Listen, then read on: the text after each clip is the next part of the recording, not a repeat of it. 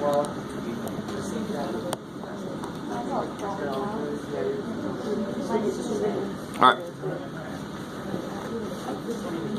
Let's take a look on this first one. I want to start off nice. So, you always look to see, is this a problem where I can just make one bottom become the other one? Totally. 2 times 5, 2 times 7, I like it. So now I get, what over 14 here? I get 10 over 14 plus 3 over 14 is 13 over 14. I did bad. Boo. Yeah. Good shot. Alright. Now this one, again, some of you guys might have a different way to look at this. I highly recommend doing this way. But if you have another way that works really well for you, just show me what you're doing. Show me what you got. 5 times 9. I like it. So 9 goes into both of these. 9 times 5. 9 times 2. So what does this first guy need that the second guy has? The 2 and the 5. The 2, he needs a 2. And the other one is 5. And the other one needs a 5. So now they both have Stuff. the same. So if you times those together, it'd be 90. Hey guys. Hey. The bottom would be 90. So again, if you understand all this, that's fantastic. Sit there, stare at a wall, go outside, but be quiet. So here we get 4 over what? 90. I like it. Plus 35 over 90. 39 over 90, and we're almost done. Because what goes into 39 and 90? 3 goes into both. Crap. I didn't do that one. Shoot. Crap. Damn. Fudge. Alright. So you divide by 3. Divide by 3 and you get 13 over 30. Woohoo! Yes, sir. Do we always have to simplify? Yes. So, yes, you will lose points if your answer is not simplified. You're not going to lose like a ton of points. I'm not going to make you do all this work and your answer is 2 over 4 and you forgot to make it 1 over 2. Take off 18 million points. No. You're going to lose something if you don't simplify because that's a part of this. Yeah. Alright. What about this dude? This should be kind of staring in the face what goes into both of those, maybe? 6. I like it. 42 is 6 times 7? 6 times 2? I like it. So this first guy is missing a 2. And the second guy is missing a 7. I like it.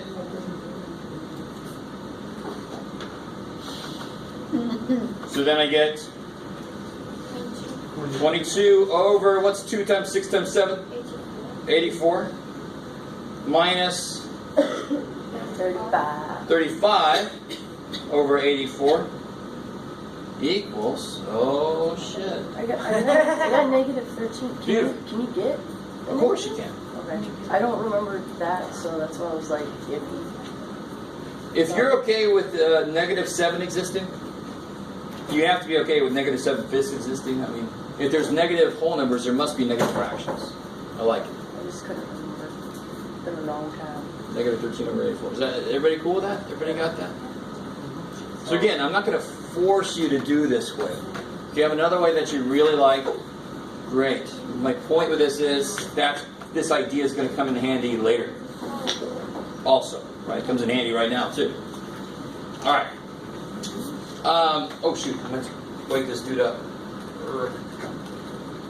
I'm just going to come on towel somewhere. Second. I lost my towel. Oh, is it blue? There you go, man. Where do you want it? You got it? Up here? good. Oh.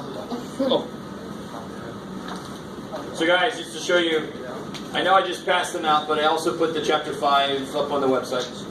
Right, so if you want to access it, it's there. They did update the, go ahead, okay. They now have this, it's kind of funny how they're making me feel. This is the near final proof. I love it. They're like, oh, we're only 2 months behind schedule, not too bad. Oh, sorry, you can't even see anything. I love you guys. You're amazing.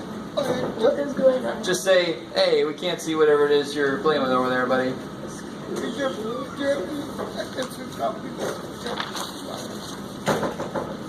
Oh, yeah. Okay, I'll put all this in your backpack again. So that's the actual whole chapter 5. The whole chapter. The whole shebang. Whole shebang. Alright, let me go back. Why do you do that? So we only have a couple sections left in chapter 4, believe it or not. They're like, we don't believe you, Jeff. Thank you. Well, this is going to take too long.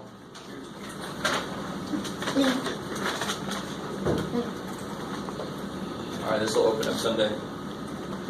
Oh, hey, look at that. My computer's like, demo. Oh, it's still, yeah, it's got the first page. Good job. Alright, I'll let that think about it.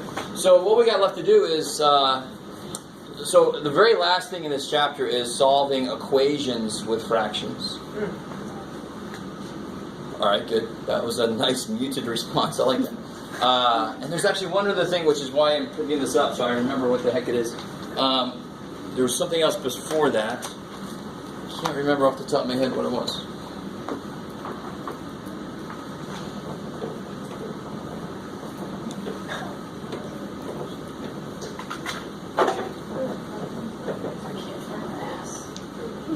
Oh, that will someday open. I think I'll just go back here.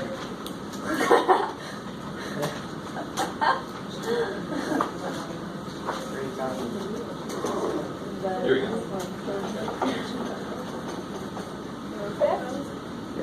Oh, okay. Alright, that was what it was. So, oh shoot, why did I close myself off?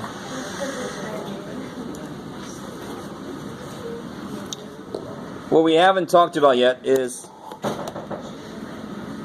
I think we did a problem like this before, but we haven't really talked about it directly.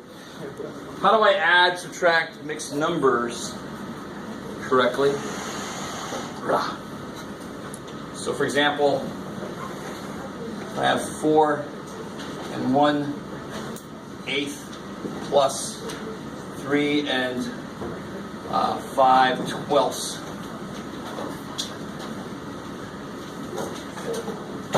The way to be really careful is to first make everything improper fractions. Because when you have mixed numbers, I don't know if you guys remember, I am going to show you this, but then I'm going to immediately say, why would you do this to yourself? I'm going to show you what borrowing would look like for subtractions of fractions. Fraction, subtraction. Conjunction, junction. What's your function? All right. So if I didn't, now this one is one I could maybe get away with it, but help me out. How do I make this into an improper? 8 by 4? Yeah. That's 1. Careful. 8 times 4 is 50.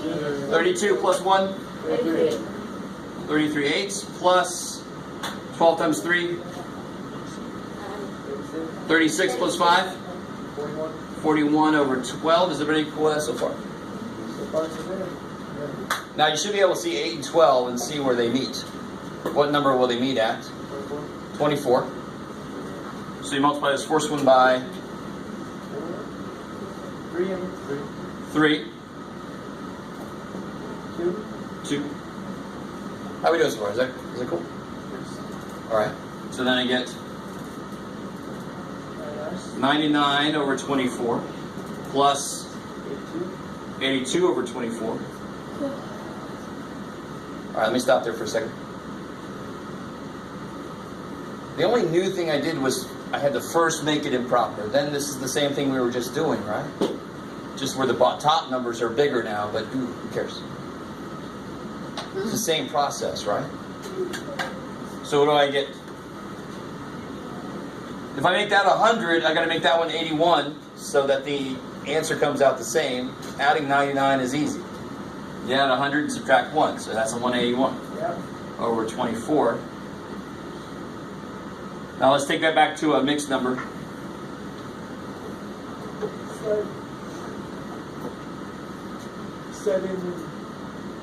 So again, so what are we doing? We're doing 24 into 181. Yeah. It's like 7. Yeah, so let's see, if we try 7. 7 times 4 is 28. Yeah. Carry a 2. 7 times 2 is 14. Add the 2 is 16. Okay. 181 minus 168? 13. So it'll be 7. 13 24s. Alright, so let me show you an alternate way to do this. Where you don't change it in improper. And then I'll show you where if you don't change it in improper, you might run into some trouble later. So if I have 4 and 1/8 plus 3 and 5/12, I want to change this to 4 and 3 and something 24. So we already know the LCD is 24. We already know that. But now I'm just changing the fractional part. I'm leaving the whole numbers there. So of course I multiply this by what to make it 24? 3. 3. So multiply this by 3, I get 3 24ths. Multiply this by 2. 5 times 2, 10. 4 plus 3 is 7. 3 plus 10 is? What do you know? No way. That's not real. Trickery. Alright, let me stop there for a second. Some of you guys, yes? Yeah, I didn't get that. I'm sorry, what happened? Alright. Alright, let me do it again. I was waiting for something. Yeah, that was Some sort of chapter. that's something magic. No, what is happening? That was some kind of television. Alright. If I have 4 and 1/8, that's the same thing as 4 and 2/16. Anywhere in the world I see 1/8, I can make it become 2/16. Have I really changed what it is? No, that's the whole point. So I can leave the whole numbers because 4 plus 3 is 7. So I can make this into a problem of, well, what's the fractional parts become when I add them? How are we doing there? Is that what's happening? Okay, yeah. So I can't add these parts. Why can't I add those parts? They don't have LCD. Yeah. So all I'm doing is changing them into both having 24. You already know that the LCD is 24 from before. So how do you make 1/8? So I'm leaving the 4 alone. 1/8, how do you make it something over 24? You multiply by 3. Well, let me stop there. 1/8 equals 3/24. Are we all decent with that? 1/8 equals, I multiply by 3, I multiply by 3, 3/24. Nothing magic happening. That's what I was reading. So I'm leaving the whole part and just letting it sit there. And I'm focusing on the fractional part to make it work. Yeah, that's the part of that screwed up. So your same idea. 3, I want to make this become 24. So I multiply by 2. On top also. So then I get 7, 13, 24. It's like we did before. Okay, cool. So let me show you where there are some problems with this. I mean, because that looks beautiful. So you can do it either way you want to, but let me show you where you run into problems with this way. I have a question. Sure. Why do we multiply by 3? So why can't I just add these the way they are? They don't have an LCD. They don't have the same denominator, right? So I cannot combine fractions unless they have like denominators, just like I need like terms. Is that by itself cool? So you were cool with it over here too, right? Mm-hmm. Alright, so I'm doing this, but instead of doing it to like the whole improper fraction, I'm just doing it to the 1/8 part. 1/8 is 3/24. Multiply by 3. Multiply by 3. No problem. I like that. How are we doing? Is that decent? Okay, so here's an example where you run into some big, weird trouble. Before I show you a problem, let me show you a mixed number that's got some problems. Can somebody tell me what is wrong with this poor little mixed number?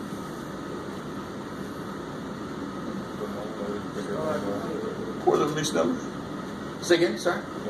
Still, more. Yeah, it can't be both. It's got to be improper or mixed. Improper and mixed. So this is improper and mixed. Exactly, it's a problem. So it's kind of like, how would you take care of this then? Yeah, so if you understand what's happening, isn't this 11 plus 14 ninths? Isn't that what 11 and 14 ninths means, right? Yeah. So now I can convert this into a mixed number, and then I can add it to 11. Let me do that, and then I'll try to show you a shortcut for it. So what is this as a mixed number? 9 goes into 14 What's that? once with 5 left over. So it's 11 plus 1 and 5 ninths. 12 and 5 ninths. Now the shortcut is 14 is 9 and 5. There's a whole one that makes it 12, and then that 5 is left over 9. I mean, it's the shortcut really is just kind of doing this all at once. Alright. So when would this happen to me? Well, that's easy. If I have something like this, what you got, Jeff? You said it was easy. I know I did.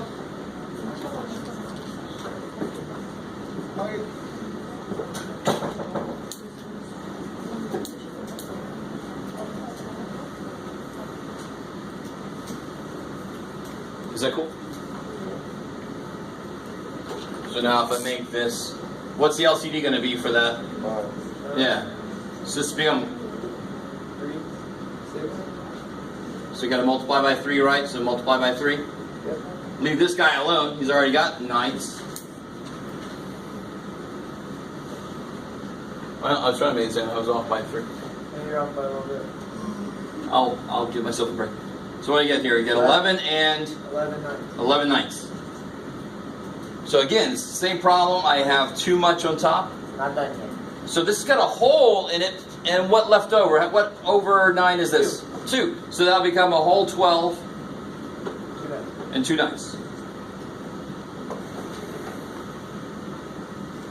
Alright, you guys look fascinated. I love it. Some of you guys are staring at your favorite spot on the floor. That's good. If you know all this stuff, good. Pick a spot on the floor. It gets weirder with subtraction, though. Subtraction is where things get really strange. And the way to deal with any of these weirdness is to first make it into an improper fraction. Then you don't have this trouble. If I made this improper first, what would that look like? 12 plus 2? 14 thirds. Plus 9 times 7? 63 plus 5? 68 ninths. Then I just multiply this by 3 on the top and bottom, add them together, and then I can convert it back to a mixed number if I want to, right? There's none of this weird excess stuff happening. I don't let that happen in the first place if I change it to an improper fraction. I like it. Do you guys get the point there? So if you don't change the improper fractions and you do it this way, you might have some excess. And if you say this is your answer, I'm going to take points off because that answer don't make sense. It's not written in the correct form. It's got too much going on over here. Okay? Subtraction gets excessively weird. And I'm going to show you. Oh, just to finish this out. If you multiply this by 3, what do you get? 14 times 3 is? 42. 42 ninths plus 68 ninths is? 110. Yeah, good. 110 ninths. 9 goes into 110.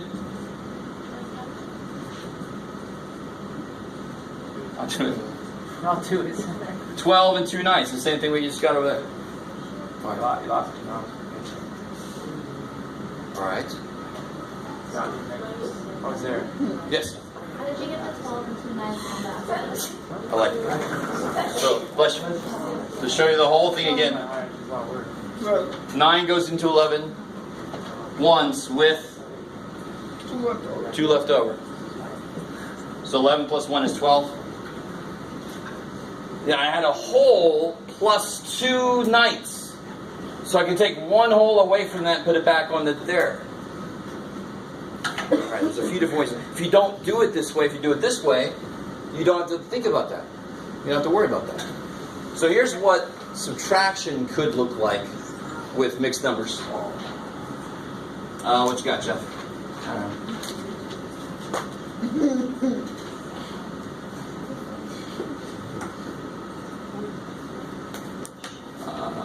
No C-shirt.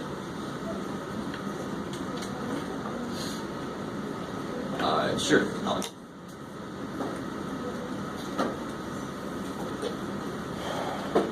So let me see if you guys can handle. Can I just make this?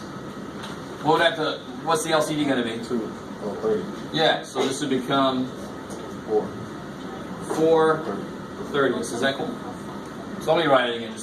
So 8 and 4/30 minus 3 and 17/30. All right. There is a major issue. You can't take 17 away from 4. So what do you do? And some of you guys are like, sure, it can be negative. Oh, that gets freaky because it's inside a number. Part of it's negative and part of it ain't. That works, but it's really weird.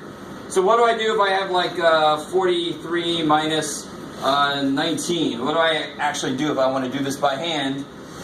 I borrow. And why does that become 13 exactly? Because what did I just borrow from? What was that? That's not 4. 10. That's 40. So I took a whole 10 and made it 30, so that's why that becomes 13. Now I say that because sometimes we don't even know that that's what we're doing. We just know to put a 1 up there and then it makes it work. But that's really what we're doing. Now watch. Let me see if you guys get this. You can avoid this entirely if you make these improper fractions, but you should still kind of understand how this works.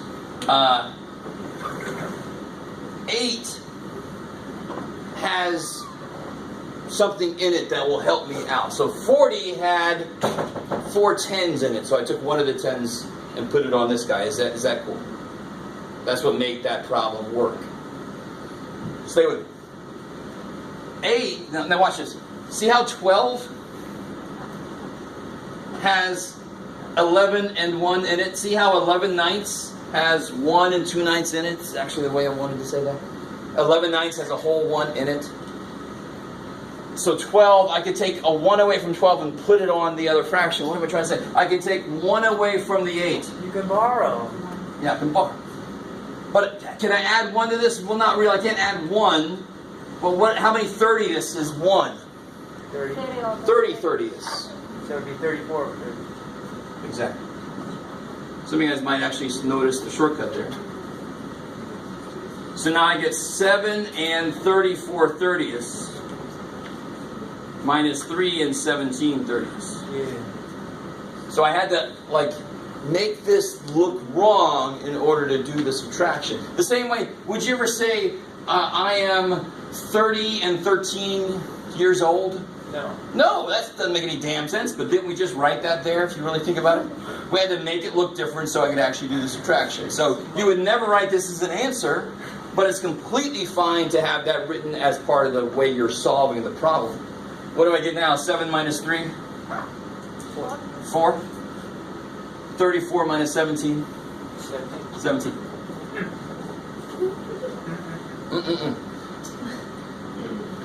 Now, if I would have made them improper fractions to begin with, I would not have had to worry about that at all.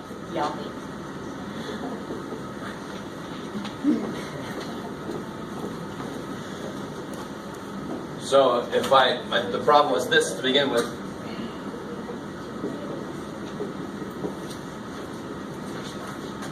so it's really just, do you want to deal with the kind of large tops you get sometimes when you do this, or do you want to deal with the sometimes freaky borrowing? But notice the shortcut. What's 30 plus 4? 34. It's always going to act like that, to be honest. It's a beautiful shortcut for this. What is this? Is an improper fraction. 15 times 8?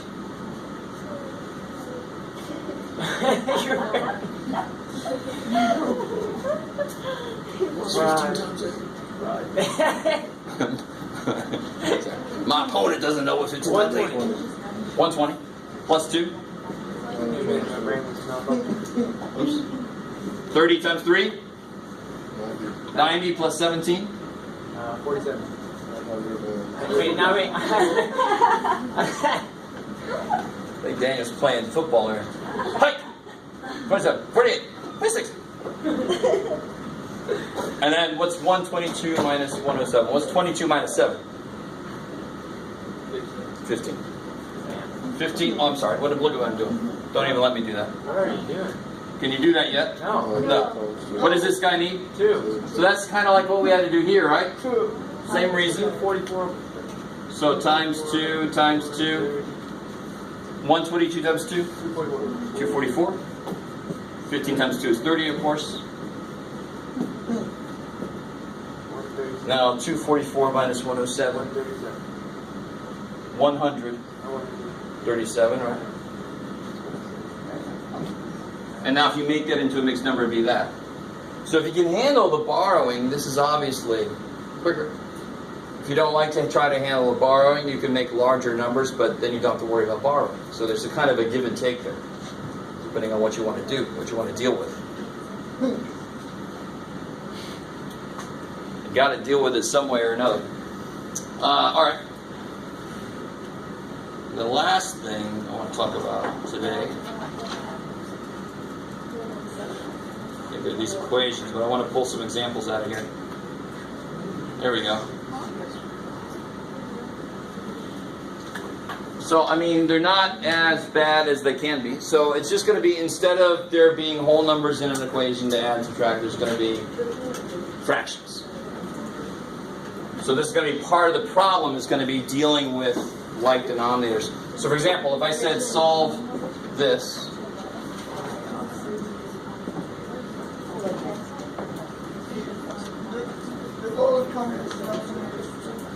well, can't do that yet. You got plus 2 fifths. Yeah.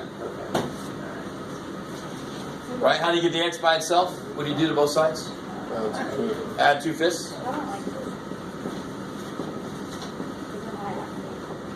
Of course, this is where you're going to have to take a second and find LCD. But the minute this is in an equation, some people just kind of forget that step. They're like, this is hard enough already. I don't have to find the LCD anymore, do I? Yeah, you do. It's still freaking fractions. They can never work any other way. That's the way they work. So I get x equals, I don't know yet. What do you got to do to this guy? Yep. So it'll be 1/10 plus 4/10. Yeah. 5/10, which is, reduce that for me. 1/2. A voice comes out of the void. Okay.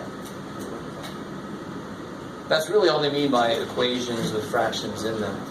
Let me make sure they don't have anything else too freaky.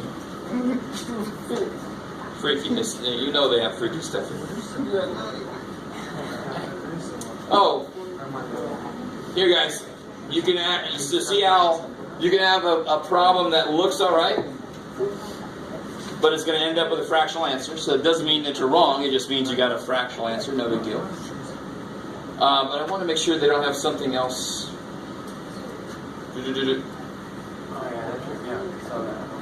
That's not really. We've done that kind of problem before. Alright, so they don't have anything too freaky. Oh, here we go. Fine. Okay, they do have this. Okay.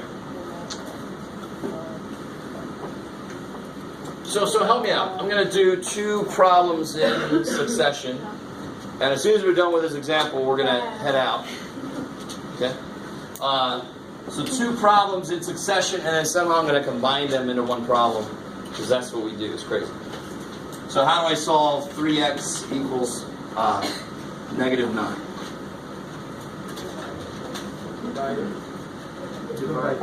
Divide by 3, I like it.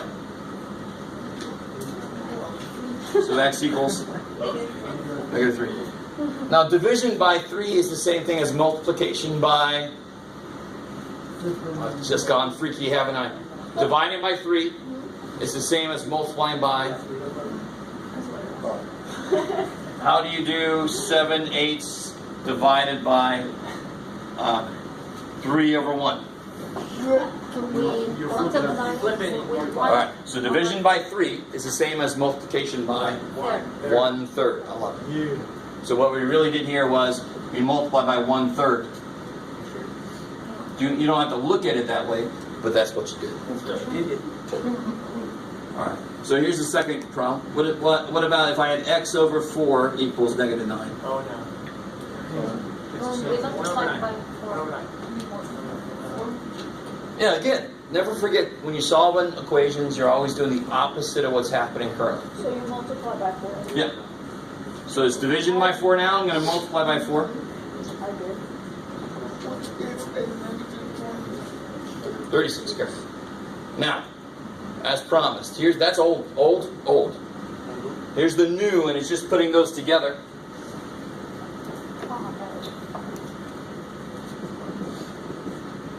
So what about 3/4 x equals negative 9? So where's the 9 go? For the second one? Or for the 9? What happens? What happened? No. Okay, I was just confused. I understand.